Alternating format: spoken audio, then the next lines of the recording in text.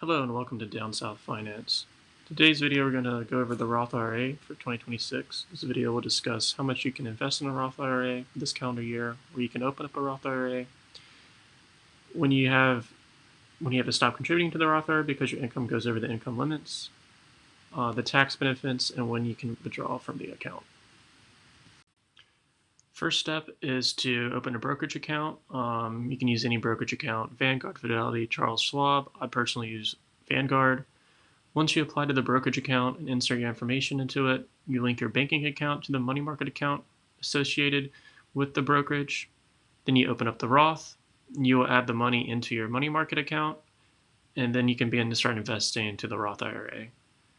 Once the Roth is open, you can invest in single stocks, ETFs, index funds, or bond funds. I personally invest in ETFs and a bond fund. The one I invest in is VOO, which is the S&P 500. And then the bond fund I invest in, which is an ETF, is BND. And the BND gives a monthly dividend. Next thing to know is how much you can invest in this calendar year of 2026. Each person can invest $7,500. Then after 50, you have a catch-up that goes to $8,600, so $1,100. There are salary implications that qualify you for a Roth IRA. If you're filing single in your tax year, you had to make less than $150,000 MAGI income, which is modified adjusted gross income. Then the cutoff is $168,000. And between $153,000 and $168,000, you're able to still invest, but you're not able to invest as much. It's a staggered cutoff until you reach the $168,000.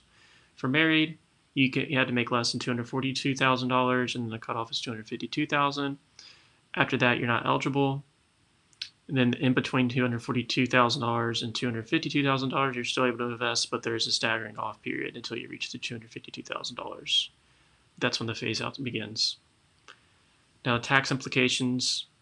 The Roth works where you don't have to pay taxes once you start taking money out at 59.5, since you paid taxes prior to it from your income. This is due to contributing money after tax money to the investment account. You as well can take money out of your Roth IRA in the calendar year or any year. For example, if you contributed $1,000 into the Roth IRA, you can take that money out. But if your Roth IRA shows it's $4,000, even though you added $3,000, you can't take that $1,000 in it that you accrued on the account. To conclude, the Roth IRA is a good way to build your money for the future and helps avoid taxes in retirement. Like stated, you can start taking money out at 59.5 without any penalties. Thanks for watching. If you have any questions, please comment down below. See you in the next one.